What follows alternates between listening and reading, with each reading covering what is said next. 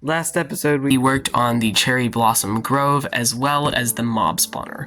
And while the Mob Spawner is not actually an official MOC in this series, since we will not continue to be using it, we may actually scrap it for parts and use it to make one of those stony biomes or a mountain or something. But we do have this biome, which is one of the actual biomes that we will be using in the official MOC, and recently my parts order from Lego.com has come in, and so I was able to actually make a new model here, which I think looks really good.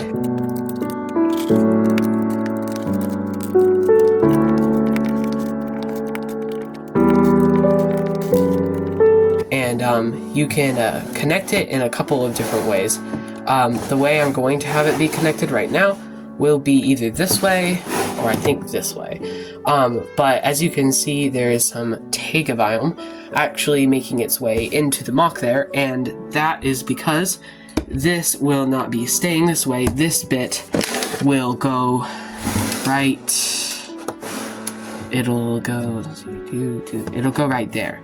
So I've created that build and that build on the opposite ends. Here in the middle, I'm hoping to have maybe like a jungle. It might actually be a little bit closer. It might be like that. I'm gonna have a jungle into Taiga here, and then a Taiga here.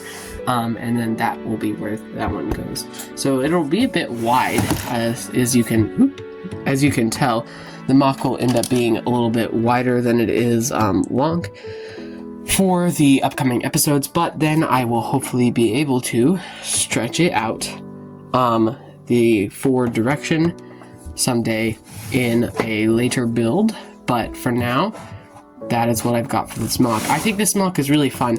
I'm really happy with like the grid pattern you can see on there. Obviously I wasn't able to do it with the sand because I did not order those pieces. I only bought the regular green and the sand green for now, but I do have a bigger order that I'm planning to get soon that is going to help a lot with this build. But I am really happy with this build overall, and I think it looks really good. Something I did want to point out that I forgot to point out in the last episode is this is my chest design. I noticed that Alex Builds, one of my subscribers, did do something similar using this piece, but then some other pieces, and I have realized that mine is not block accurate, and so I intend to fix that here in a second.